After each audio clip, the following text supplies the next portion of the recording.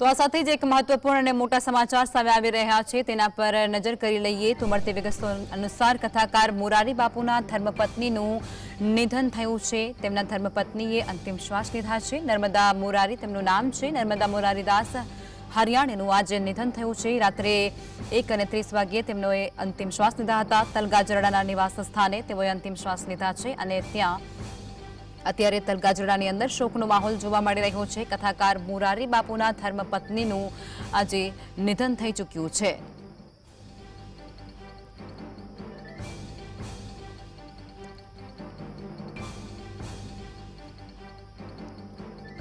તો આ મોટા સમાચાર અત્યારે સામે આવી રહ્યા છે અને જે પ્રમાણે વિગતો સામે મળી રહી છે તે અંતર્ગત જો વાત કરવામાં આવે તો કથાકાર છે મોરારી બાપુ, જે ખૂબ જ પ્રસિદ્ધ કથાકાર છે, તેમના ધર્મપત્ની છે નર્મદાબેન, તેમના દ્વારા તેઓ આજે દેહ વિલીન થયા છે અને તેમનું આજે નિધન થઈ ચૂક્યું છે।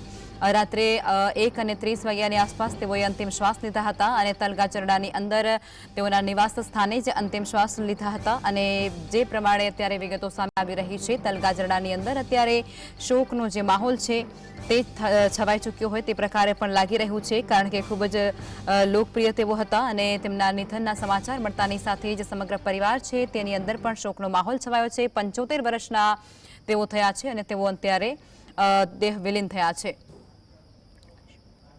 સંવાદદાતા અરવિંદ વધારે વિગતો આપવાના છે। અરવિંદ, અત્યારે કથાકાર છે મોરારી બાપુ, તેમના ધર્મપત્નીનું નિધન થઈ ચૂક્યું છે, સંપૂર્ણ વિગતો શું છે?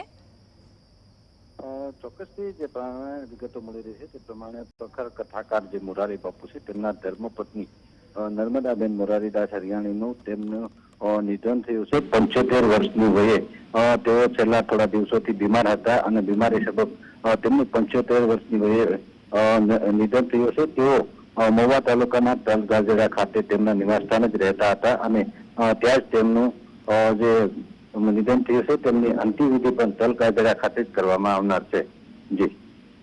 જી અરવિંદ, આભાર।